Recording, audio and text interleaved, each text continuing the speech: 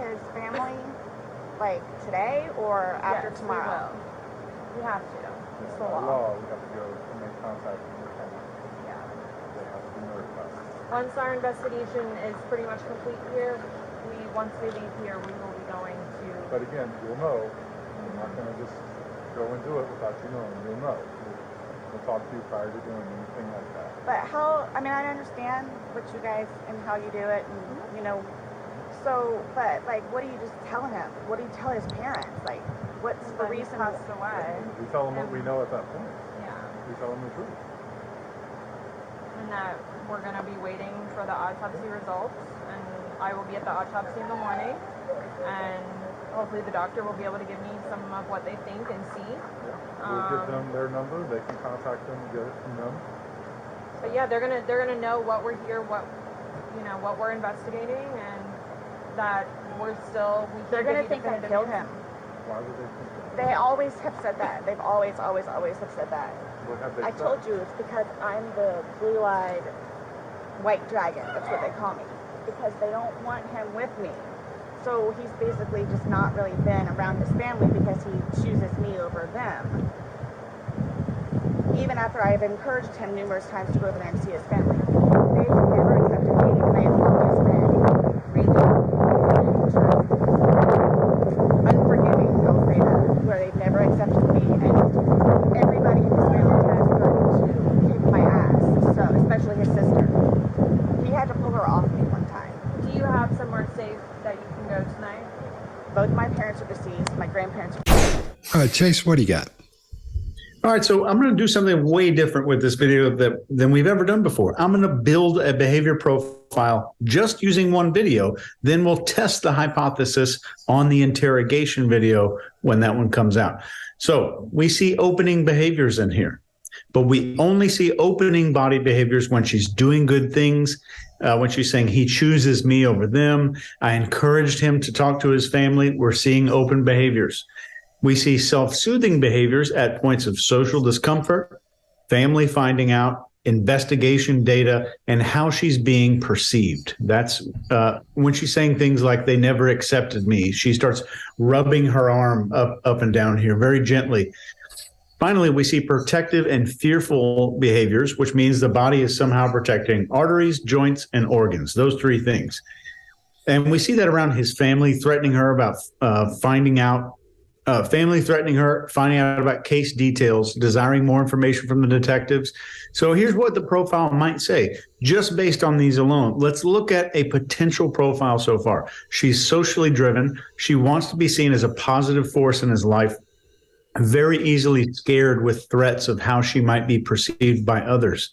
This might come in handy in the interrogation room. She's going to react very positively to compliments about her taking care of other people and being a good person in general. So just from this one video, we formed a tiny little behavior profile. Let's see if it can help us out in the interrogation. Scott, what do you got? All right. Well, along with the behaviors we've seen so far, she's doing two things. Number one, she's trying to figure out if they're starting to talk about this like it's a murder. With the questions she's asking, she's trying to find out if they're going, I think you're in big trouble. And it's not connecting with them because I don't think they're listening properly. But that's what she's trying to do. And number two, she's beginning to create her protection story. This thing she's going to stand behind and say, here's what actually happened. That's the story that's going to help build this protective wall against her and whatever the onslaught is that's coming toward her. She knows this again. She talks about how the family is going to talk negative about her, how they call her the white dragon and all kinds of stuff. She's fought with his sister and those types of things. So she's basically circling the wagons, getting ready for the big fight on this. Greg, what do you got? I think you give her too much credit, honestly. I think what she is worried about is an ass whipping by somebody who thinks she murdered their son, brother, whatever it is. I think when she said run earlier, she was talking about run from the family because she's fearful of what's going to happen. I think she's so focused on that, Scott, I don't think she sees half of what we see. Because the only reason I say that is because she goes, you actually see shock when they said, yes, we will tell them what we know. First time we've seen shock. And for me, that's interesting because it tells me she's focused on something other than the fact these guys may arrest her. Like, look, What we can't tell, all this body language we're seeing, we can't tell what's in her head. We can't tell what her intent was. We can tell she was involved. She's got all this classic symptoms we all are hearing. But what we can't tell is what's going on in her head. And then she does shock here. And then she goes to internal conversation as she listens and trying to figure out what they mean when they say we're going to tell them what we know. And then she says, they'll think I did it. And the first good question I've heard yet from these two is, why would they think that? Why would they think that? That's powerful. And there's some good baseline. You guys are all on it. She's open. She's doing this baseline when she's saying, they'll think I did it. I chose him over me, or he chose me over them. And then the barriers and all that, when she talks about their family, is why I don't think she understands how the gravity of the situation. I think she's more worried about what they're going to do than the fact she might spend the rest of her life in prison. Just my opinion. Mark, what do you got? Yeah, so often when you're thinking about somebody's behavior, you can look into what other people have predicted about their behavior. Now, of course, that's hearsay, essentially, and it's never going to stand up in a court, or it shouldn't stand up in a court. But it is part of some of the data that you can take in as part of a bigger intelligence system. So there is a predicted pattern of behavior from the in-laws. They're going to think I've killed him. They have always said that. Well, that's kind of interesting, isn't it? Now, we don't know whether that's true, that they have said that, and we don't know whether it's true that their observation or their theory is right. But it's an interesting coincidence, isn't it, that these two things match up. Then she trips over, because I think you're right. I don't think she's quite intelligent enough to do this on purpose, but she trips over a couple of images there. She says that she is the belied, or she pronounces it belied, which is an interesting word to use. I think I'm correct in that she uses the word belied. The belied white dragon. Well, so I don't know whether she remembers doing Shakespeare's sonnet 130 at school. My mistress' eyes are nothing like the sun's, where there's the idea of the belied with false compare, the idea that you have been called something bigger and more grandiose than what you are. So it's interesting she puts forward this grandiose idea of a white dragon, because, she could have said, look, they think I'm just dirt, or they think I'm just, a virus or a wretch or something. But no, it's a big, grandiose white dragon. White dragon, interesting symbol as well. Usually in Chinese mythology, put right next to death, omen of death, ferocious power. In the Norse and the Saxon mythology, it's put next to Wotan, which is an oppressive power. So the white dragon is something that oppresses so much that it ends in death.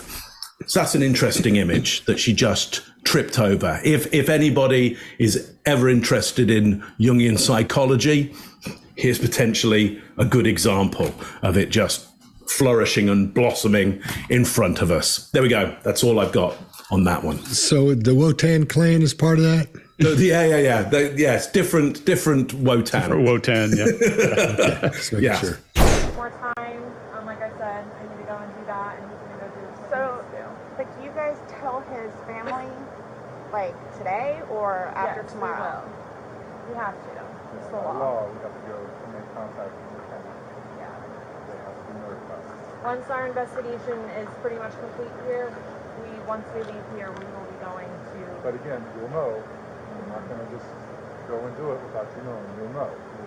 We'll talk to you prior to doing anything like that. But I understand what you guys and how you do it, and so, but like, what do you just tell him? What do you tell his parents? Like, what's the He reason? passed away. We tell them what we know at that point. Yeah. We tell them the truth. And that we're going to be waiting for the autopsy results, and I will be at the autopsy in the morning, and hopefully the doctor will be able to give me some of what they think and see. We'll give them their number. They can contact them and get it from them.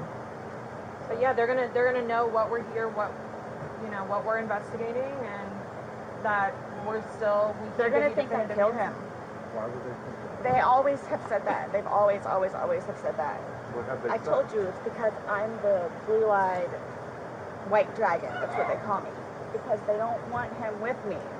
So he's basically just not really been around his family because he chooses me over them. Even after I have encouraged him numerous times to go over there and see his family. They've never accepted me, and I have always been really unforgiving, I'll say that, where they've never accepted me, and everybody in his family has started to kick my ass, so especially his sister. He had to pull her off me one time. Do you have somewhere safe that you can go tonight? Both my parents are deceased, my grandparents are. If you like this video, get the full body language breakdown and analysis on our main channel by clicking this video right here.